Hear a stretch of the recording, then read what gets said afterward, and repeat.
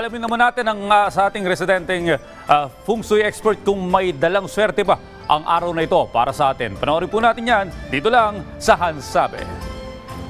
Rise and shine mga ka-RSP, narito na ang gabay, patnubay para lahat, prediksyon mula kay Master Hans Kua.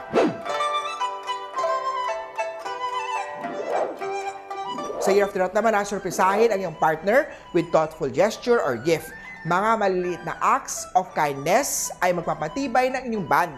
Malaking turn on ang taong mapagmalasakit sa kanyang love life. Ganon din sa career, makipag-network with colleagues or mentor.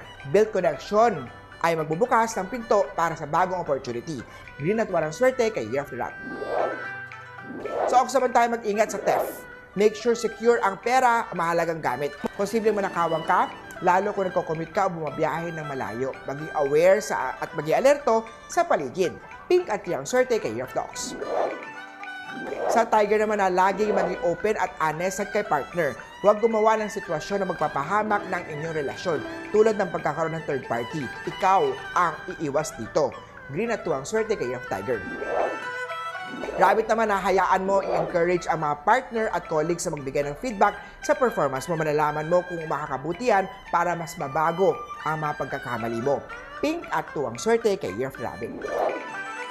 Dragon naman, sincerity is the key sa matatag na relasyon. Sa mga naghahanap ng pag-ibig, huwag magtungo sa maling lugar.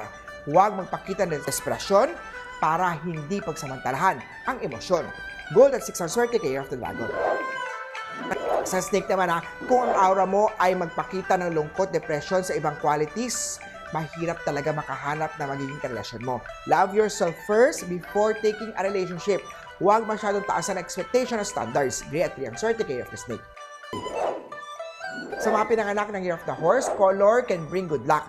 Ayusin o mag-decorate ng bahay para maiba ang takbo ng good energy. Maglinis at mag-declutter para mataboy ang malas na pagpabibigat ng aura mo. Ipag-feng shui, pa-cleansing ang bahay kay Master Hans Kua.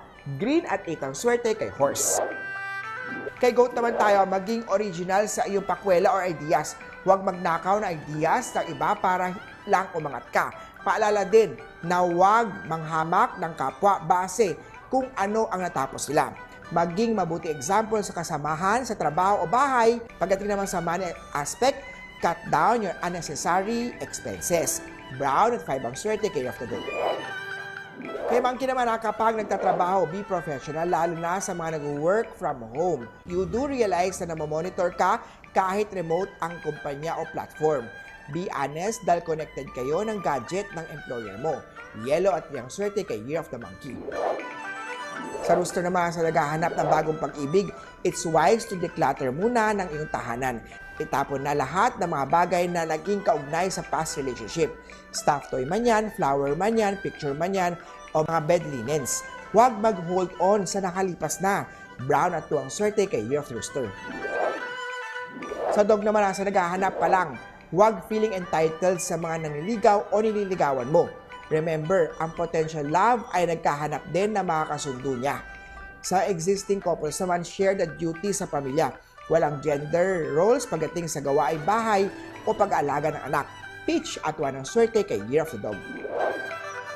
Sa Pig naman, mag-exert ng doble effort para maganda ang trabaho. Be professional sa workplace mo. Huwag gawin dito ang mga bagay na hindi related sa trabaho. Iwasan din ang office romance. Trabaho muna bago love life. Bread at 4 ang swerte kay Year of the Pig. Muli po, ito po yung mga gabay, patnubay, palala at prediction lamang ni Master Hans Kua. Nasa inyong mga kamay, nasa lalay ang inyong tagumpay. Kaya always be positive at i-claim ang mga swerte, mga ka-RSP.